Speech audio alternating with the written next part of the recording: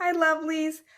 I want to talk to you about activities, hands-on activities. So, you know that you got to do math, science, history, English.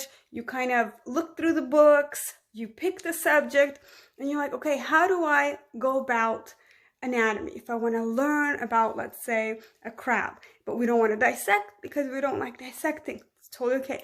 What do I do? What kind of activities can I come up with my kids? Or how do you come up with the activities?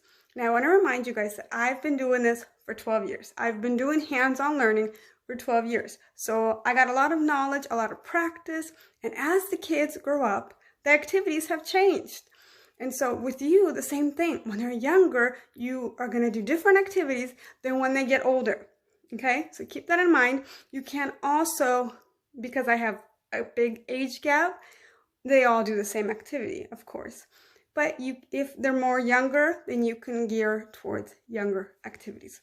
So I'm going to show you what kind of activities I've done and what kind of activities I'm doing currently. I'm going to give you a list and you can get inspiration there.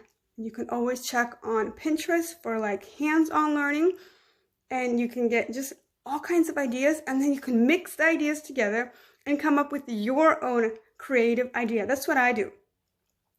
Because I have so many ideas and I've done so much, I'm like, oh, I could do this with this. Oh yeah, this, that. Does it make sense? Like you get excited, and the more that you see and the more that you know, the more that you can experiment with and try. So I'm going to give you a list, show you what I've done for the different subjects, and just kind of give you a guideline where I look, because the books is where I get the ideas. That's why a lot of them are unique, but then I get ideas somewhere else too. So it's a multiple different place. So I'm going to give you a worksheet or a paper that you can refer, and so that you can, if you don't know where to look or where to begin, it's going to help you out.